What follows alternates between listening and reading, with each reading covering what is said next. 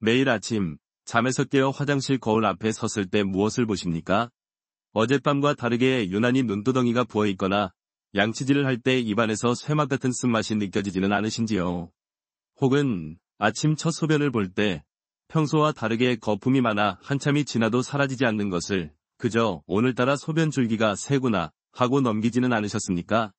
우리 몸의 장기 중에서 침묵의 살인자라는 별명이 붙은 장기가 둘이 있습니다. 하나는 간이고 다른 하나가 바로 콩팥, 즉 신장입니다. 많은 분들이 허리가 아프면 콩팥이 나빠진 신호라고 생각하시지만 사실 콩팥 자체에는 통증을 느끼는 신경이 거의 없습니다. 콩팥 기능이 90% 가까이 망가질 때까지도 우리 몸은 이렇다 할 비명을 지르지 않습니다. 이것이 콩팥 질환의 가장 무서운 현실입니다. 이 영상이 도움이 되셨다면 구독과 좋아요 눌러주세요. 작은 실천이 건강을 바꿀 수 있습니다. 우리가 그 침묵을 알아차렸을 때는 이미 늦은 경우가 많습니다. 특히 오늘 제가 말씀드릴 당뇨병을 앓고 계신 분들에게 이 침묵은 더욱 치명적입니다. 콩팥은 우리 몸의 정수기입니다. 24시간 내내 1분에 1리터가 넘는 혈액을 걸러내어 노폐물을 배출하고 깨끗한 피를 다시 몸으로 돌려보내는 생명의 필터입니다. 그런데 왜 이 중요한 장기가 망가질 때까지 우리는 알 수 없는 걸까요? 콩팥 기능은 사구체 여과율, GFR이라는 수치로 평가하는데 이 기능이 절반 이하로 떨어져도 대부분의 사람들은 특별한 증상을 느끼지 못합니다. 우리가 느끼는 피로감이나 부종 같은 증상들은 이미 콩팥이 너무 지쳐서 두 손 두 발 다 들었을 때 나타나는 아주 뒤늦은 신호입니다. 제가 40년간 환자분들을 뵈면서 가장 안타까웠던 순간들이 바로 이 지점입니다. 70대 초반의 한 남성 환자분이 기억납니다. 평생 교직에 계시다가 은퇴하신 아주 점잖은 분이셨죠. 당뇨가 있으셨지만 약을 드시니 혈당 조절이 잘 된다고 믿으셨습니다. 그런데 어느 날부터인가 아침에 일어나면 반지가 꽉 끼고 저녁이 되면 양말 자국이 선명하게 남는다며 저를 찾아오셨습니다.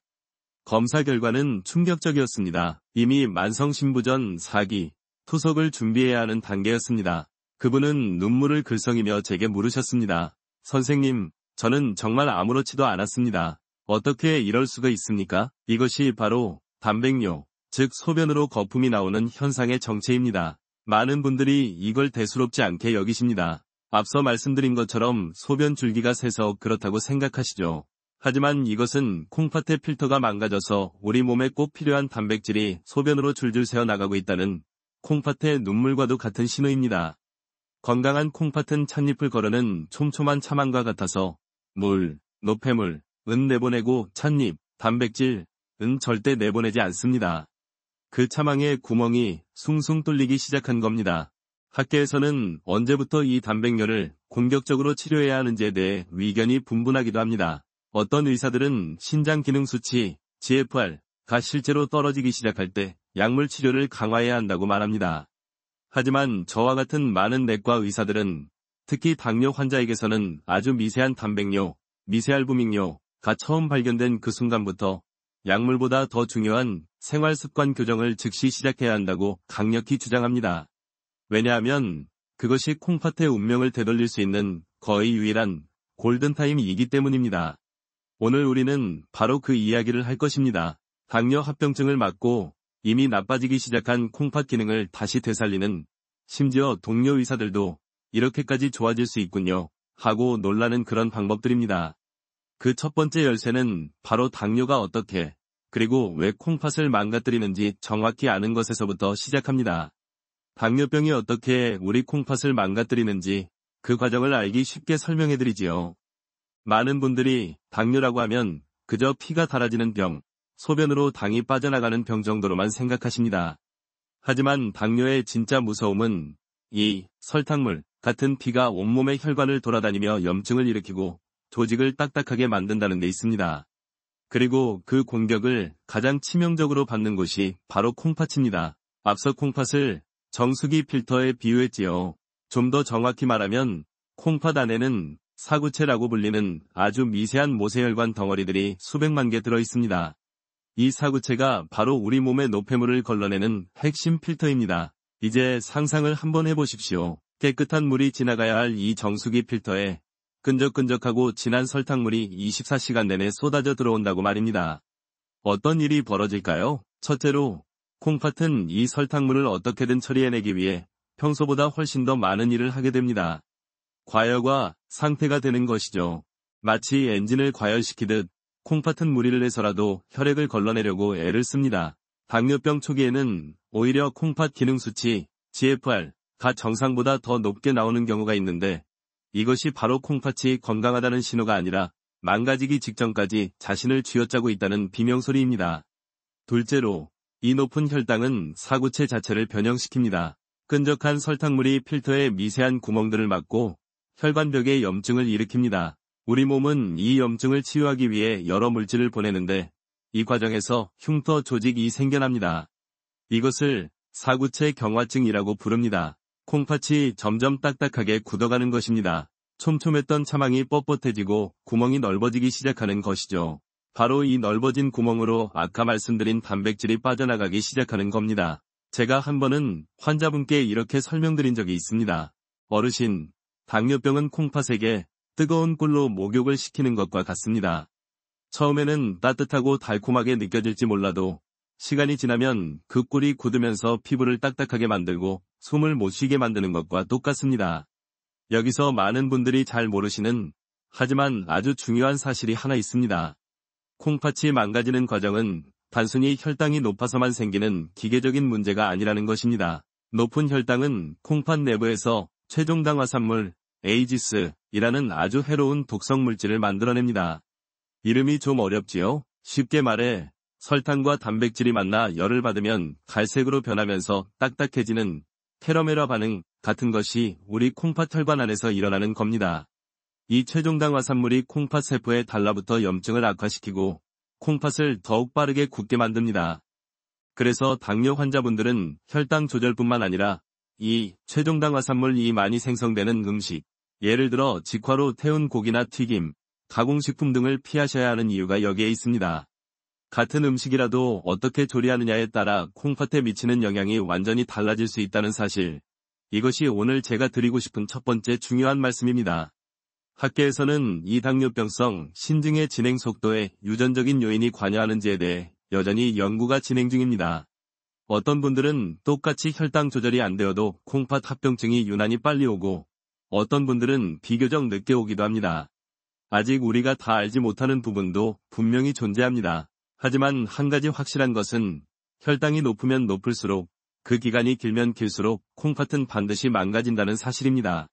그것은 시간 문제일 뿐입니다. 그러니 지금 당뇨 진단을 받으셨거나 혹은 당뇨 전 단계라는 경고를 받으셨다면 이것을 단순히 밥 좀 적게 먹으면 되겠지 하는 수준으로 생각하시면 절대 안 됩니다. 이것은 내 생명의 정수기, 내 콩팥에 사활이 걸린 문제라는 것을 깊이 인식하셔야 합니다. 콩팥은 한번 망가지면 현대의학으로는 다시 되돌릴 수 없는 비가역적인 장기이기 때문입니다. 앞서 제가 끈적한 설탕물이 콩팥을 망가뜨린다고 말씀드렸습니다. 그래서 많은 당뇨 환자분들이 혈당 관리에 집중하시면서 동시에 몸에 좋은 것을 챙겨 드시기 시작합니다. 혈관 건강에 좋다는 채소, 기력을 보충해준다는 보양식, 혹은 비싼 돈을 주고 산 각종 영양제들. 그런데 바로 여기서 콩팥을 지키려던 노력이 오히려 콩팥을 공격하는 참 아이러니하고도 비극적인 일이 벌어지곤 합니다. 오늘 제가 배신이라는 강한 단어를 쓰는 이유는 우리가 건강의 상징처럼 믿어왔던 바로 이것 때문입니다. 바로 칼륨, 포타슘입니다. 칼륨, 참 익숙한 이름이죠? 우리는 고혈압 예방을 위해 나트륨, 소금, 은 줄이고 칼륨은 챙겨 먹으라고 귀에 못이 박히도록 들어왔습니다. 칼륨은 우리 몸의 수분 균형을 맞추고 근육과 신경이 정상적으로 작동하게 하는데 꼭 필요한 아주 중요한 미네랄입니다. 그래서 많은 분들이 칼륨이 풍부하다는 바나나, 고구마, 시금치, 아보카도 같은 식품들을 일부러 더 챙겨 드십니다. 이것이 내 혈압을 낮춰주고 내 콩팥을 건강하게 할 거야 라는 믿음으로 말입니다.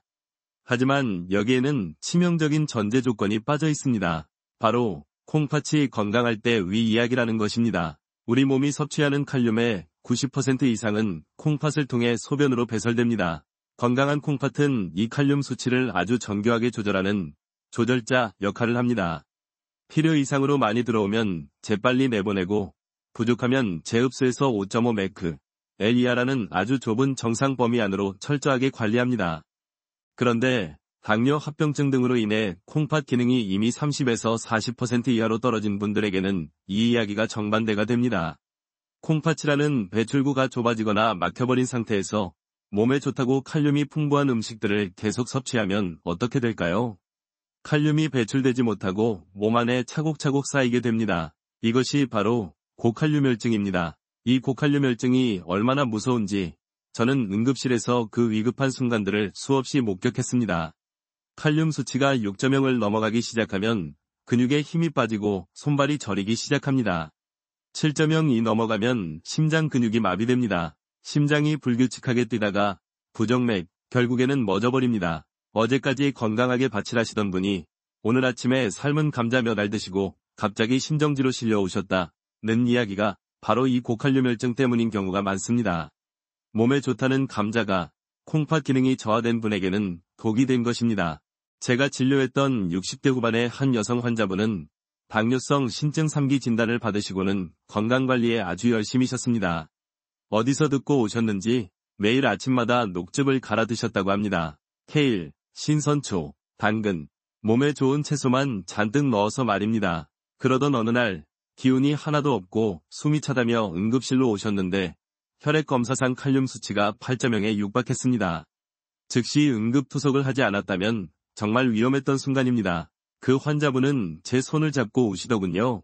선생님, 저는 정말 콩팥에 좋으라고 건강해지려고 마신 것뿐입니다. 이것이 바로 칼륨의 배신입니다. 콩팥 기능이 이미 저하된 상태에서는 건강식품으로 알려진 현미밥, 잡곡밥, 견과류, 심지어 우리가 흔히 마시는 오렌지 주스조차도 콩팥에 치명적인 부담을 줄 수 있습니다. 학계에서는 콩팥병 환자에게 어느 정도로 칼륨 섭취를 제한해야 하는지에 대해 여전히 논의가 있습니다. 신장 기능 저하의 단계, 1기 물결표 5기에 따라 그리고 환자가 복용하는 약물, 특히 일부 고혈압약은 칼륨 수치를 올릴 수 있습니다. 에 따라 그 기준이 달라져야 하기 때문입니다. 하지만 분명한 것은 자신의 콩팥 기능 상태를 정확히 알지 못한 채 몸에 좋다더라는 말만 믿고 무언가를 과하게 챙겨 드시는 것이 얼마나 위험한 행동인지를 깨달아야 한다는 것입니다. 우리의 콩팥은, 특히 당뇨로 인해 지쳐있는 콩팥은 과유불급이라는 말을 가장 잘 보여주는 장기입니다. 넘치는 것은 모자란 것만 못합니다. 아니, 훨씬 더 위험할 수 있습니다. 다음 장에서는 이와 관련하여 우리가 근육을 위해 꼭 먹어야 한다고 믿는 단백질 이 콩팥과는 어떤 관계에 있는지 그 위험한 균형에 대해 좀 더 깊이 들어가 보겠습니다. 우리가 60세를 넘어서면서 가장 두려워하는 것 중 하나가 바로 근감소증입니다. 나이 드니 기운이 없고 자꾸 넘어지고 한번 아프고 나면 자리를 털고 일어나기가 힘들다고 하소연하십니다. 맞는 말씀입니다. 근육은 우리 몸의 면역 저장고이자 에너지 공장입니다. 이 근육이 빠지기 시작하면 삶의 질이 급격하게 무너집니다. 그래서 요즘 방송을 보면 너도 나도 어르신들 단백질을 챙겨 드셔야 합니다. 라고 강조합니다. 근육을 만들려면 재료가 되는 단백질이 필수적이니까요. 많은 분들이 아침 저녁으로 단백질 쉐이크를 타서 드시고 일부러 고기를 더 챙겨 드시곤 합니다. 그런데 바로 여기서 앞서 말씀드린 칼륨의 배신보다 어쩌면 더 무섭고 근본적인 단백질의 함정이 기다리고 있습니다. 근육을 살리려던 그 노력이 어떻게 콩팥을 망가뜨리는 독이 될 수 있는지 저는 40년 넘게 진료실에서 그 안타까운 사례들을 너무나 많이 봐왔습니다. 단백질은 우리 몸에 꼭 필요한 영양소이지만 이 단백질이 소화되고 사용되는 과정에서 반드시 요소, 유리아라는 찌꺼기, 즉 노폐물이 생겨납니다. 이 요소는 독성이 있어서 콩팥이 반드시 소변으로 걸러내 배출해야만 합니다. 건강한 콩팥에게는 이 정도 일은 아무것도 아닙니다. 하지만 당뇨병으로 인해 이미 30%, 40%의 기능밖에 남지 않은 지치고 병든 콩팥에게는 이야기가 완전히 다릅니다. 상황을 이렇게 비유해볼까요? 콩팥을 폐기물 처리 공장이라고 생각해 보십시오. 건강한 콩팥은 100명의 인부가 쌩쌩하게 돌아가는 거대한 공장입니다. 웬만한 양의 쓰레기, 단백질 찌꺼기, 가들어와도 밤새 거뜬히 처리해냅니다. 하지만 콩팥 기능이 30%만 남았다는 것은 100명 중 70명이 병들거나 퇴사하고 단 30명의 인부만 남아서 이 거대한 공장을 겨우 돌리고 있다는 뜻입니다. 그런데 이 지친 공장에 근육 만들어야 한다면서 평소의 2배, 3배가 되는 쓰레기, 단백질을 밀어넣으면 어떻게 될까요? 남은 30명의 인부, 사구체들은 이 쓰레기를 처리하기 위해 밤낮 없이 쉬지도 못하고 과로하게 됩니다. 이것이 바로 콩팥의 과열과 상태가 다시 악화되는 것입니다. 결국 이 인부들은 하나둘 쓰러지게 되고 공장은 완전히 멈추게 됩니다. 투석. 제가 얼마 전 만났던 70대 중반의 한 어르신이 딱 그런 경우였습니다. 당뇨가 있으셨지만 아직 콩팥은 괜찮다는 말을 듣고 안심하셨죠. 그런데 근감소증 예방 TV 광고를 보시고는 자녀분이 사다 드린 고농축 단백질 파우더를 매일 2잔씩 드셨다고 합니다. 근육은커녕 2달 만에 몸이 천근만근 무겁고 속이 메스꺼워서 저를 찾아오셨습니다. 검사 결과는 참담했습니다. 괜찮다던 콩팥 기능 수치, 크레아티닌가 2배로 치솟아 만성신부전 3기 말에서 4기로 급격히 진행된 상태였습니다. 그 어르신은 기운 내려고 먹은 건데 왜 몸이 더 힘들어졌는지 모르겠다며 망연자실하셨습니다. 단백질을 섭취하면 몸에서 요소라는 독소가 생기고 이 독소가 몸에 쌓이면 요독증 증상이 나타납니다. 피곤하고 입맛이 없고 속이 울렁거리고 피부가 가려운 증상. 많은 어르신들이 이 증상을 그저 나이 탓으로 돌리시지만 사실은 콩팥이 처리하지 못한 단백질 찌꺼기, 즉 요독이 몸에 쌓여서 나타나는 신호일 수 있습니다. 학계에서는 만성 콩팥병 환자의 단백질 섭취량에 대해 오랜 기간 논쟁이 있었습니다. 과거에는 단백질을 극도로 제한하라고 했지만 그러다 보니 환자들이 영양실조로 근육이 다 빠져버리는 문제가 생겼습니다. 그래서 최근의 지침은 무조건 적게가 아니라 알맞게 먹으라는 것입니다. 특히 콩팥 기능 3기 이상으로 저하된 분들은 건강한 노인의 권장량 체중 1kg 당 1.0에서 1.2g 보다 적은 체중 1kg 당 0.6에서 0.8g 수준으로 조절할 것을 권고합니다. 또한 붉은 고기 같은 동물성 단백질은 소화 과정에서 산, 애시드를 더 많이 만들어내어 콩팥을 더 힘들게 할 수 있다는 연구 결과들이 있습니다. 콩팥이 나쁠수록 두부나 콩 같은 식물성 단백질의 비율을 높이는 것이 현명한 선택일 수 있습니다. 단백질은 우리 몸에 꼭 필요합니다. 하지만 내 콩팥의 처리 능력을 모르고 무작정 드시는 단백질은 근육이 아니라 콩팥을 망가뜨리는 독이 될 수 있음을 반드시 기억하셔야 합니다. 지금까지 우리는 콩팥을 지치게 만드는 2가지, 칼륨과 단백질에 대해 이야기했습니다. 둘 다 과했을 때 콩팥을 힘들게 한다는 공통점이 있었지요. 하지만 오늘 콩팥을 망가뜨리는 가장 강력하고 가장 잘 알려져 있으면서도 동시에 가장 조절하기 어려운 주범에 대해 말씀드려야겠습니다. 바로 나트륨, 즉 소금입니다. 싱겁게 먹어야 건강하다는 말은 우리 귀에 못이 박히도록 들었습니다. 특히 고혈압이 있으신 분들은 의사에게 늘 짜게 드시지 마세요 라는 말을 듣지요. 그런데 이것이 당뇨병성 신증 환자에게는 권고가 아니라 생명을 지키는 가장 절박한 규칙이 됩니다. 왜 그럴까요? 우리 몸은 아주 정교한 염분 농도계를 가지고 있습니다. 짠 음식을 먹으면 몸은 즉시 혈액 속의 소금 농도를 낮추기 위해 수분을 붙잡아 둡니다. 이것이 바로 부종입니다. 아침에 라면을 먹고 자면 얼굴이 붓는 이유지요. 그런데 이 수분은 단순히 몸을 붓게만 하는 것이 아니라 혈관 안에 혈액량 자체를 늘려버립니다. 상상해 보십시오. 정해진 굵기의 수도관, 혈관에 평소보다 훨씬 더 많은 양의 물, 혈액을 밀어넣는다면 수도관이 받는 압력, 혈압은 어떻게 될까요? 당연히 치솟게 됩니다. 이 높은 압력은 앞서 이 장에서 말씀드린 콩팥의 핵심 필터, 사구체를 직접적으로 강타합니다.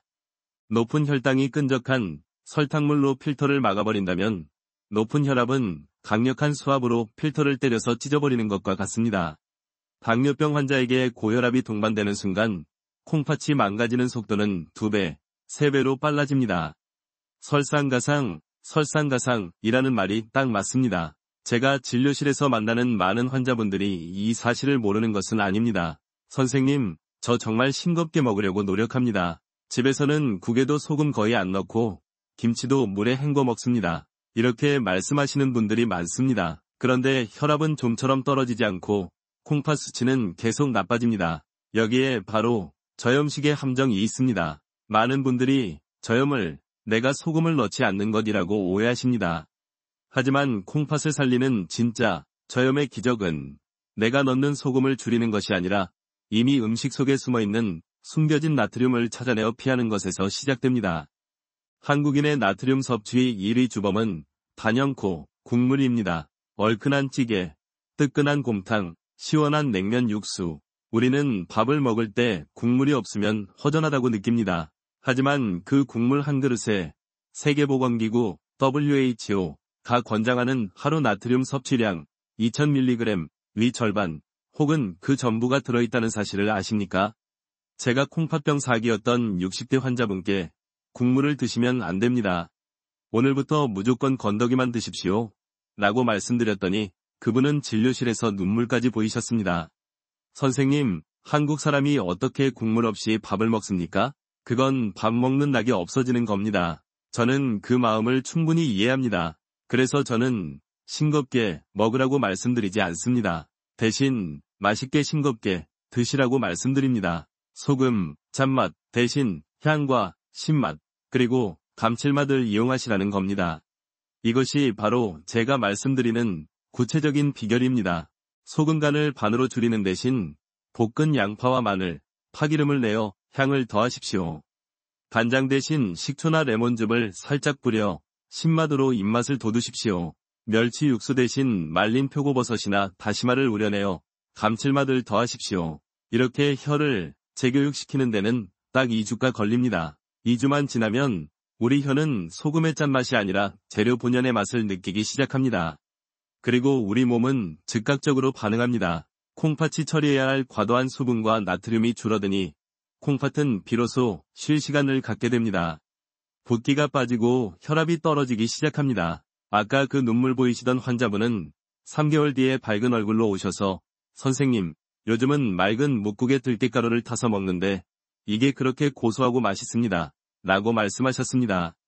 그분의 혈압약은 절반으로 줄었고 악화되던 콩팥 기능 수치가 거짓말처럼 멈췄습니다. 이것이 바로 저염의 기적입니다. 방금 5장에서 우리는 나트륨이 어떻게 혈압을 높여 콩팥의 필터를 찢어버리는지 이야기했습니다. 이 혈압 문제는 당뇨병성 신증에서 너무나 중요하기에 한 장을 더 할애해서 깊이 파고들어야 합니다. 많은 분들이 당뇨와 혈압을 별개의 문제로 생각하시지만 콩팥에 관한 한 이 둘은 공범, 관계 혹은 비극적으로 얽힌 운명 공동체입니다. 콩팥과 심장, 혈압, 위 관계를 저는 종종 두 다리가 묶인 채 달리는 2인 삼각경기에 비유합니다. 한 사람, 심장, 이 너무 빨리 달리려고 욕심을 내면 고혈압, 다른 한 사람, 콩팥은 그 속도를 감당하지 못하고 넘어져 다치게 됩니다. 반대로 한 사람, 콩팥이 넘어져서 주저앉으면 심부전, 다른 한 사람, 심장은 쓰러진 동료까지 끌고 가야 하니 2배, 3배로 힘이 들게 됩니다. 악성 고혈압.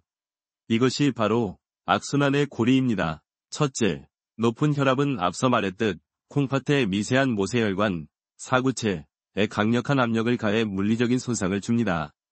필터가 찢어지고 흉터 조직으로 변해 딱딱하게 굳어버립니다. 둘째, 이렇게 콩팥 기능이 망가지기 시작하면 콩팥은 우리 몸의 수분과 염분 조절 능력을 잃어버립니다. 몸 밖으로 내보내야 할 물과 소금을 자꾸 붙잡고 있으니 혈액량이 늘어나 혈압이 더욱 높아집니다. 셋째, 이게 다가 아닙니다. 콩팥은 레닌이라는 혈압을 올리는 호르몬을 분비하는 아주 중요한 장기입니다.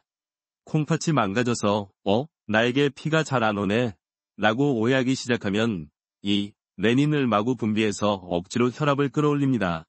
즉, 고혈압이 콩팥을 망가뜨리고 망가진 콩팥이 다시 고혈압을 악화시키는 도저히 빠져나올 수 없는 굴레에 갇히게 되는 것입니다.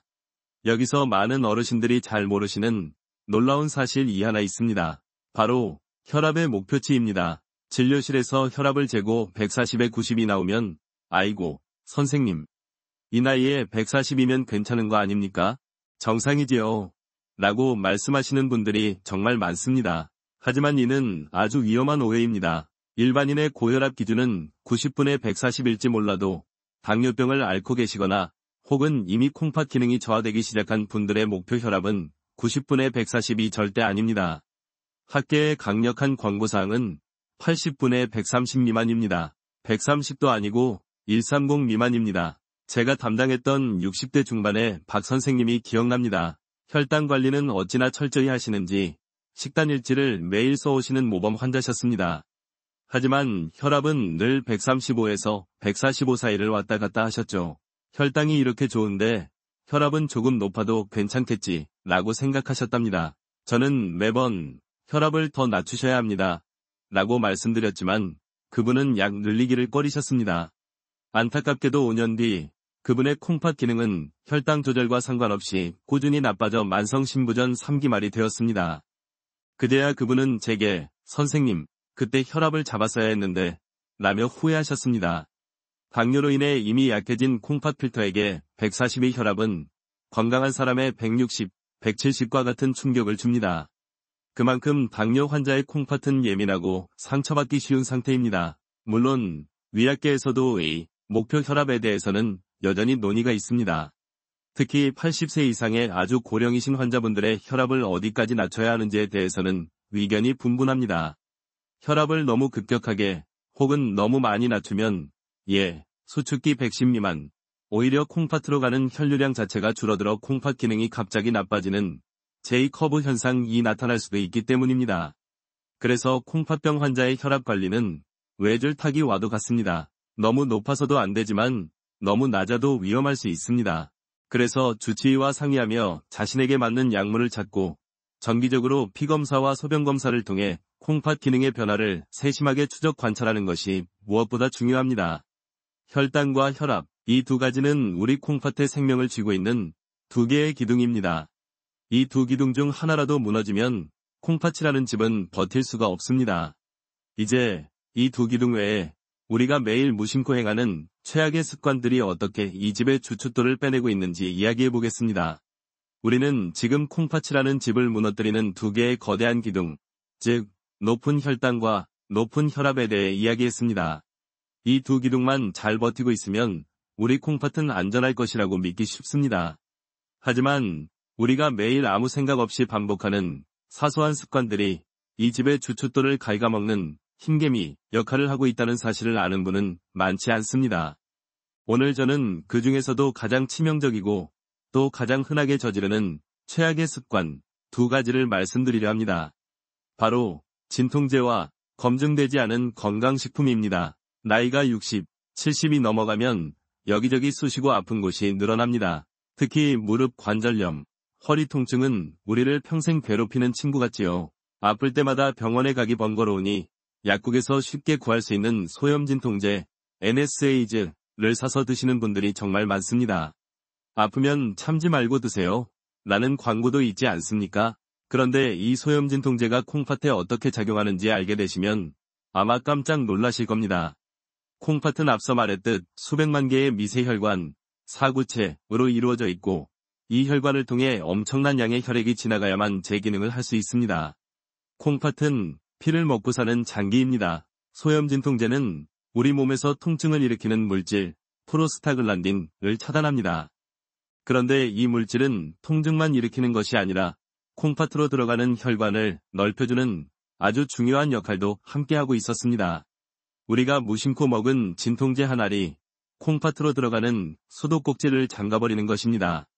건강한 콩팥은 하루 이틀 정도 물 공급이 줄어도 버틸 수 있습니다. 하지만 당뇨와 고혈압으로 이미 지칠 대로 지쳐있는 목이 말라있는 콩팥에게는 이 물을 끊는 행위가 치명적입니다. 콩팥 세포가 피를 공급받지 못해 그대로 굶어 죽게 됩니다. 이것을 급성 신손상이라고 부릅니다. 제가 오랫동안 봐왔던 70대 어르신 한 분은 당뇨와 혈압 관리를 정말 완벽하게 해오셨습니다. 그런데 어느 가을 등산을 무리하게 하신 뒤로 무릎이 붓고 아파서 아들이 사다 준 소염 진통제를 일주일 정도 매일 드셨다고 합니다. 그로부터 한 달 뒤 정기검진차 병원에 오셨는데 콩팥 기능 수치, 크레아티닌, 가 2배로 뛰어올라 있었습니다. 그분은 제게 선생님, 이건 그냥 약국에서 산 진통제일 뿐입니다. 처방받은 약도 아닌데요. 라며 억울해하셨습니다. 그 일주일간의 무심함이 지난 몇 년간의 노력을 물거품으로 만들 뻔한 아찔한 순간이었습니다. 두 번째 습관은 어쩌면 더 위험합니다. 바로 몸에 좋다니까 먹는 각종 건강기능식품과 달인물입니다. 우리는 자연에서 온 것, 천연이라는 말에 약합니다. 콩팥에 좋다는 옥수수 수염, 신장에 좋다는 헛개나무, 혈액순환에 좋다는 칡즙. 수많은 민간요법들이 우리를 유혹합니다. 하지만 콩팥의 입장에서 생각해 보십시오. 콩팥은 우리 몸에 들어오는 모든 것을 걸러내야 하는 최종 처리장입니다.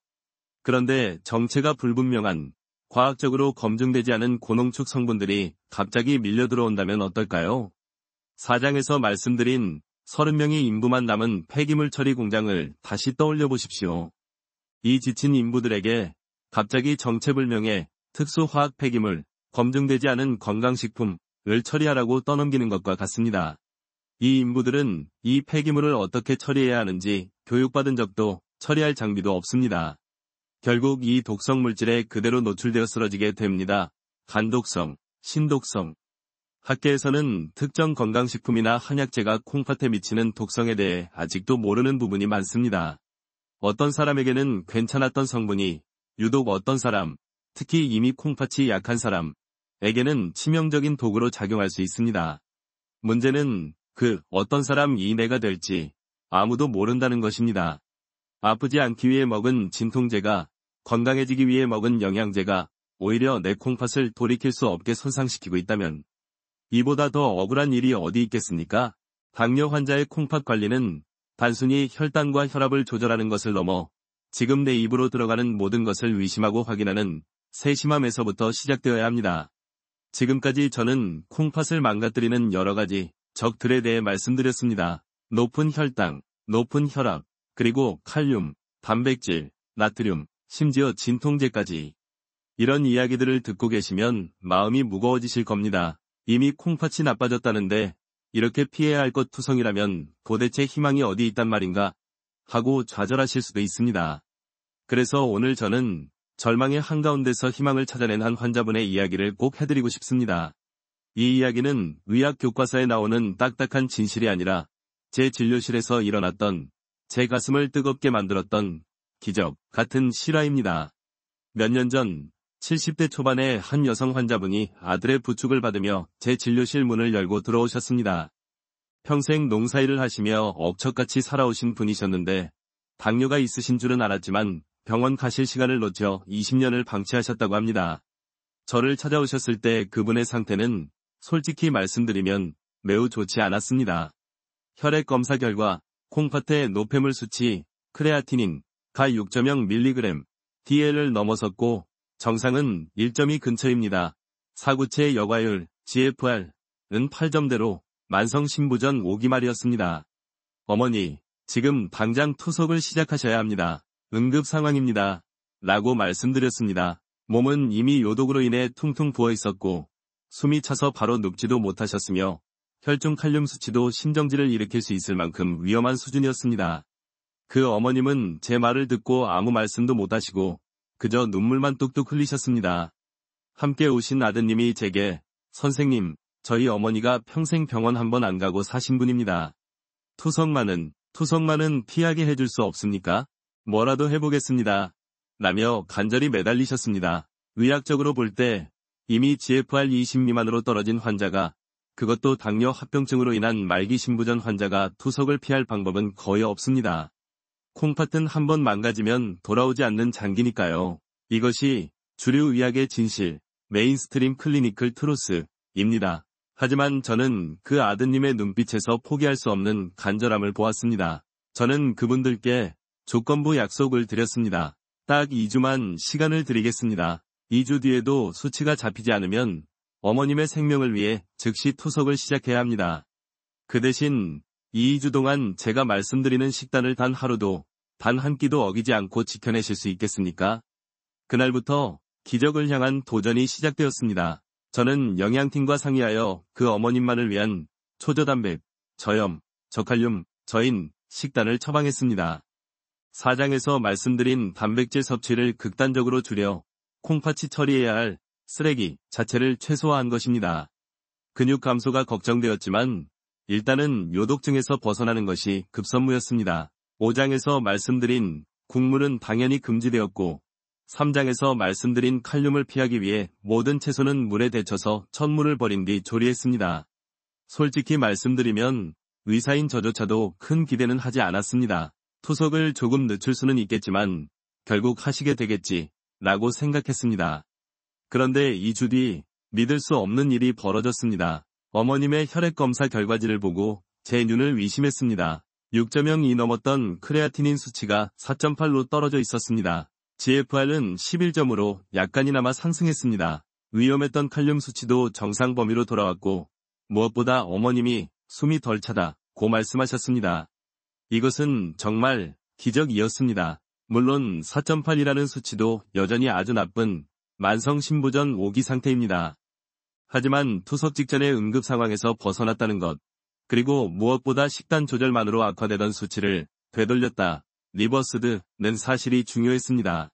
왜 이런 일이 일어났을까요? 학계에서도 왜 어떤 환자들은 이처럼 철저한 식단 관리에 극적으로 반응하는지에 대해 100% 설명하지는 못합니다. 아마도 그 어머님의 콩팥은 완전히 망가진 것이 아니라 과도한 단백질 찌꺼기와 염분, 칼륨에 압도되어 잠시 기능을 멈추고 있었던 것일지도 모릅니다. 식단 조절을 통해 그 부담을 덜어주자 아직 살아있던 콩팥 세포들이 마지막 힘을 내어 다시 일하기 시작한 것입니다. 그 어머님은 그 후로도 1년 넘게 그 고통스러운 식단을 철저히 지켜내셨고 투석 없이 외래 진료를 다니셨습니다.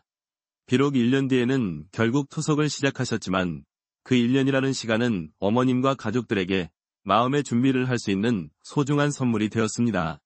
이 사례는 우리에게 아주 중요한 메시지를 줍니다.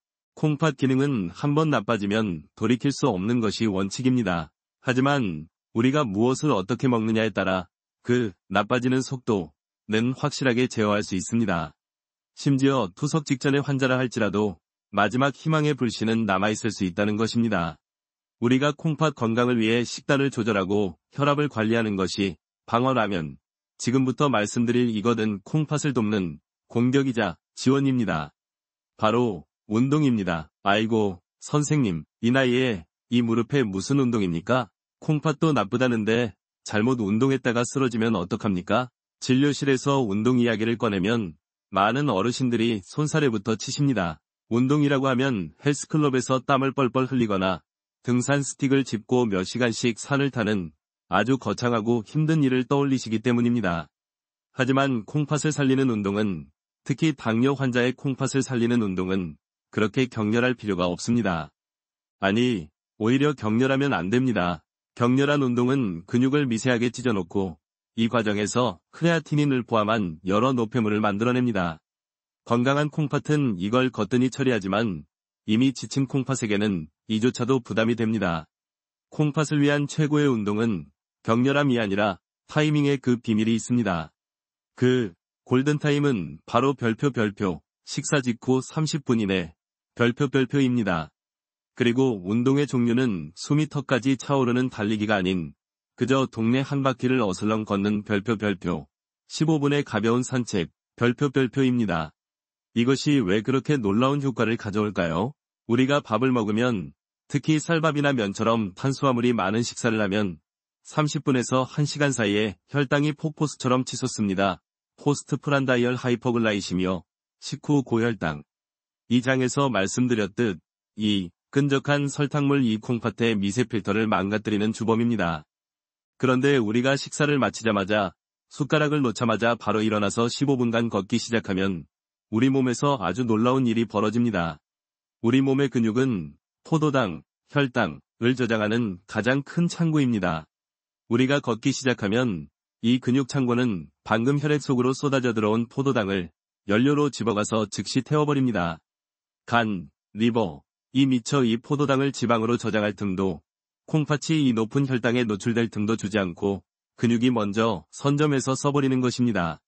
이것은 마치 설거지거리가 싱크대에 잔뜩 쌓이기 전에, 혈당이 높아지기 전에 그릇이 나오는 족족 식사 직후 바로바로 씻어서 찬장에 넣어버리는, 근육이 사용해버리는 것과 같습니다.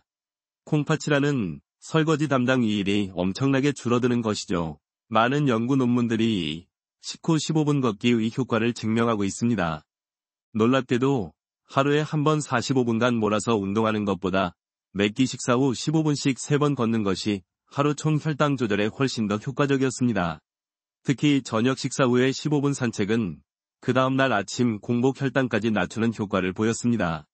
제가 진료하는 60대 후반의 한 남성 환자분은 당뇨성 신증 3기셨는데 식후 2시간 혈당이 늘 250mg, DL을 넘어서 약으로도 잘 조절이 안 되셨습니다. 그분께서는 숨이 차서 운동은 엄두도 못 낸다고 하셨죠. 저는 그분께 뛰지 마십시오. 그냥 식사하시고 해가 떠 있거든 아파트 1층에 나가셔서 딱 15분만 천천히 걷다가 들어오십시오. 라고 말씀드렸습니다. 처음에는 반신반의하던 그분은 딱 일주일 뒤에 흥분된 얼굴로 진료실에 들어오셨습니다. 선생님, 정말 신기합니다. 밥 먹고 딱 15분 걸었을 뿐인데 2시간 뒤 혈당을 재보니 170이 나옵니다. 그 15분의 차이가 혈당 스파이크에 정점을 80이나 낮춘 것입니다. 콩팥이 받아야 할 설탕물 충격이 그만큼 줄어든 것이죠. 학계에서는 콩팥병 환자에게 가장 이상적인 운동 강도와 시간에 대해 여전히 논의가 있습니다. 어떤 운동이 콩팥 자체의 혈류량을 개선하는지에 대해서는 아직 명확히 밝혀지지 않은 부분도 많습니다. 하지만 한 가지는 분명합니다. 땀을 흘리지 않아도 좋습니다. 숨이 차지 않아도 좋습니다. 중요한 것은 지금 당장입니다. 식사를 마친 바로 이 시간, 15분의 짧은 산책이 우리 콩팥을 급격한 혈당의 공격으로부터 지켜내는 가장 간단하고도 강력한 방법입니다. 우리는 방금 식후 15분 걷기라는 콩팥을 돕는 가장 능동적이고 적극적인 방법에 대해 이야기했습니다. 몸을 움직여서 콩팥이 할 일을 덜어주는 것이지요. 하지만 콩팥을 살리는 또 하나의 기둥이 남아 있습니다. 그것은 움직임 위 정반대편에 있는 바로 깊은 잠입니다.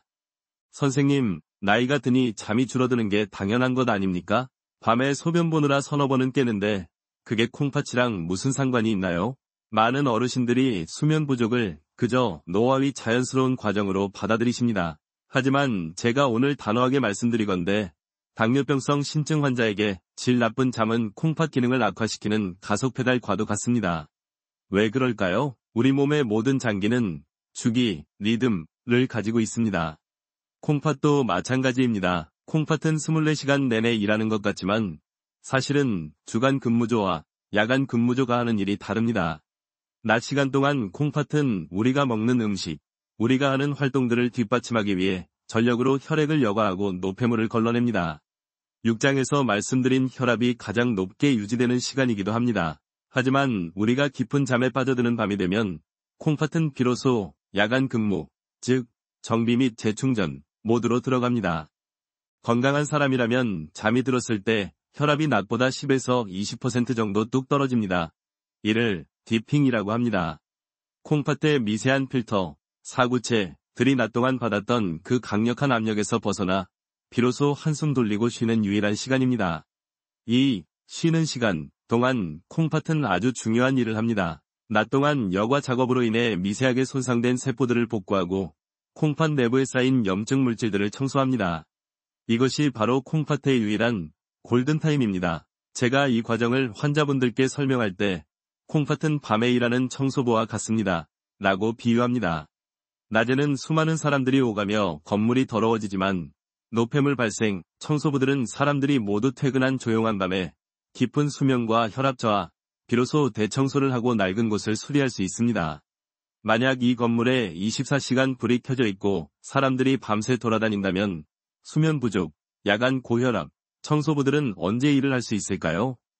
건물은 금방 쓰레기장으로 변하고 망가질 것입니다. 제가 진료했던 60대 후반의 한 환자분이 떠오릅니다. 그분은 정말 모범적인 환자셨습니다. 식단, 운동, 약 복용, 제가 말씀드린 모든 것을 완벽하게 지키셨습니다. 그런데도 이상하게 콩팥 기능은 아주 서서히, 하지만 멈추지 않고 계속 나빠졌습니다.